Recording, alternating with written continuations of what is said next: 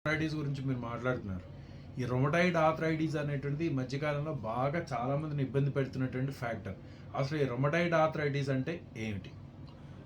It's a rheumatoid arthritis అన్నది it's a immunological disorder అండి. Imbalance in the immunological disorder వల్ల మనకు మెయిన్గా కీళ్ళల్లో ఆర్థరైటిస్ అంటే కీళ్ళ వాతం అంటామండి తెలుగులో. ఈ వాతం డెవలప్ అవటం వలన యూజువల్గా మార్నింగ్ స్టిఫ్నెస్ అంటే చిన్న కీళ్ళలో నుంచి పెద్ద కీళ్ళల్లోకి వ్యాప్తి చెందుతూ ఉంటుంది. మనం యూజువల్గా ఎర్లీ మార్నింగ్ స్టిఫ్నెస్ అంటాం, పొద్దున్న లేవగానే బిగుసుకుపోయినట్టు, బాగా నొప్పులు వస్తుంటాయి, వేళ్ళు కదపలేని పరిస్థితిలో ఉంటాం.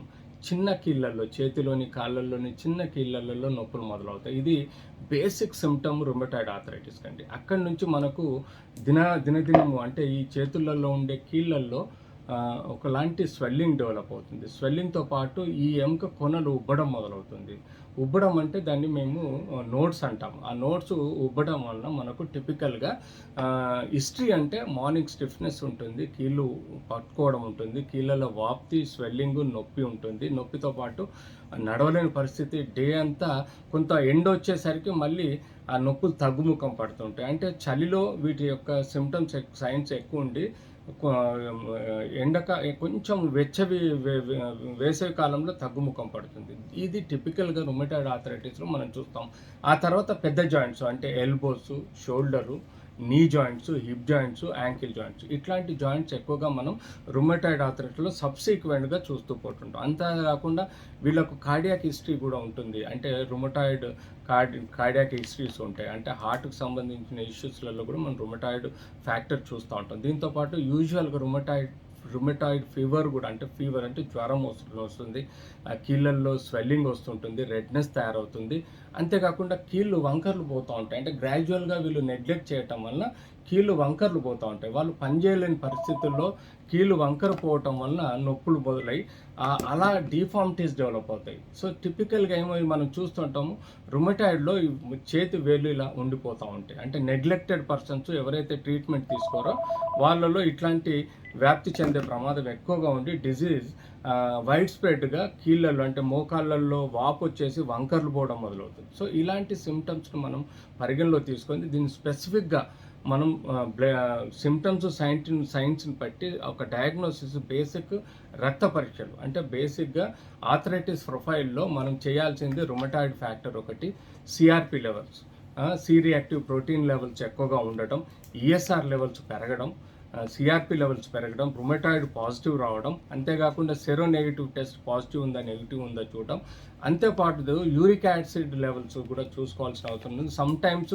డిఫరెన్షియల్ డయాగ్నోసిస్లో గౌటీ ఆర్థరైటిస్ అంటే యూరిక్ యాసిడ్ లెవెల్స్ ఏమైనా మార్పు ఉందా, లేకపోతే సిస్టమిక్ లూపస్ ఎరిథ్మాటోసిస్ అనే డిజీజ్ కూడా అసోసియేట్ ఉందా లేదా చూసుకోవాలి.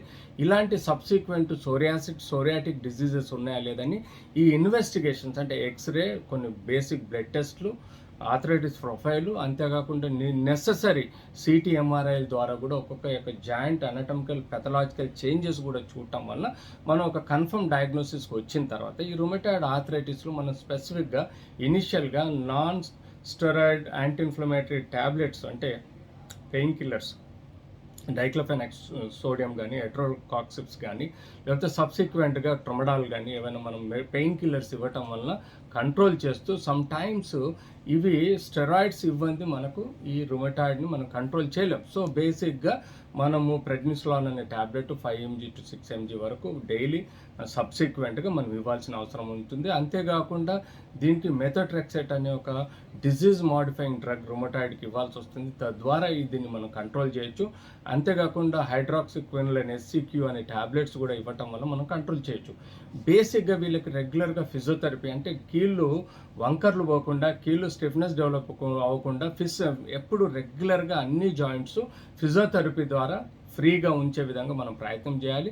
ఫిజియోథెరపీతో పాటు యాంటీ రుమటాయిడ్ మెడిసిన్స్తో పాటు, స్టెరాయిడ్స్తో పాటు, డిజీజ్ మాడిఫైయింగ్ డ్రగ్స్తో పాటు ఎస్టాబ్లిష్డ్ ఫిక్స్డ్ డిఫార్మిటీస్ ఏవైతే కీళ్ళలో ఉంటాయో వాటిని సర్జరీ ద్వారా మనం రికవర్ చేయొచ్చు. అంటే ఇనిషియల్గా ఆ జాయింట్లోకి కొంచెం స్టెరాయిడ్ ఇంజెక్షన్ కూడా ఇచ్చి పెయిన్ తగ్గించే ప్రయత్నం చేయాలి.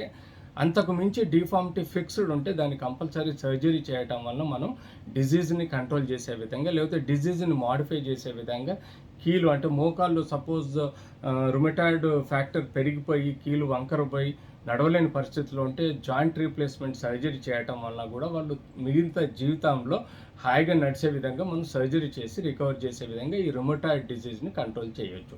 సో దీనికి భారంగా మనకు లూపస్ ఎరిథమాటోసిస్, సిస్టమిక్ లూపస్ ఎరిథమాటోసిస్ వల్ల కూడా యూజువల్గా దీనికి న్యూరోనల్ డ్యామేజ్, న్యూరోనల్ డ్యామేజ్ అవటం వల్ల కూడా ఐ లాస్ కూడా అయ్యే ప్రమాదం ఉంటుంది. కాబట్టి ఇట్లాంటి వాటిని మనం ఎర్లీగా డిటెక్ట్ చేసి దానికి తగ్గట్టుగా మనం జాగ్రత్త పడితే అలాంటి కాంప్లికేషన్స్ని కంట్రోల్ చేయవచ్చు.